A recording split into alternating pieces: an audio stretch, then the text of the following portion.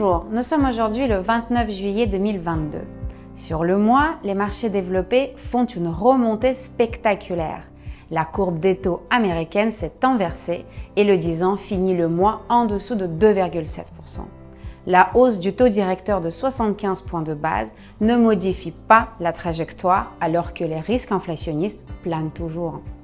A contrario, l'indice émergent baisse, affecté par la contre-performance chinoise. En revanche, l'Inde, la Corée, le Brésil et l'Arabie Saoudite sont dans le vert. Dans cet environnement, comment se comportent les fonds GEM-Way? En absolu, GEM Equity et GEM Asia montent sur le mois et GEM Equity surperforme.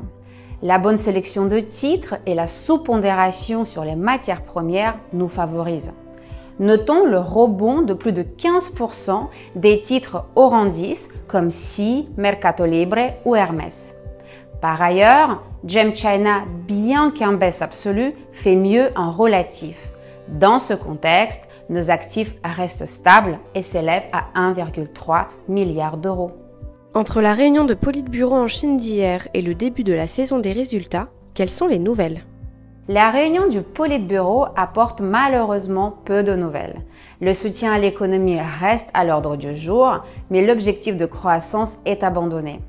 Au niveau des résultats, Samsung et Hynix revisent les attentes au second semestre à la baisse et évoquent un environnement incertain.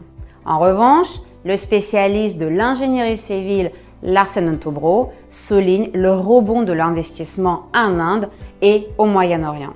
Finalement, les supermarchés Walmex au Mexique et Asahi au Brésil bénéficient de la hausse des prix. Dans ce contexte, comment sont positionnés les fonds GEM-Way? Sur le rebond de juin, GEM Equity a procédé à quelques prises de profit en Chine, désormais à 34,5% en ligne avec l'indice. Ailleurs, peu de changements, le fonds est surpondéré en ASEAN, en Arabie Saoudite, au Mexique et au Brésil. En revanche, GEM Equity et GEM Asia restent sous-pondérés en Corée et à Taïwan.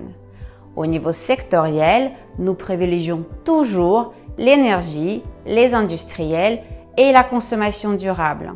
Nous vous remercions de votre fidélité et de votre confiance en ces temps difficiles.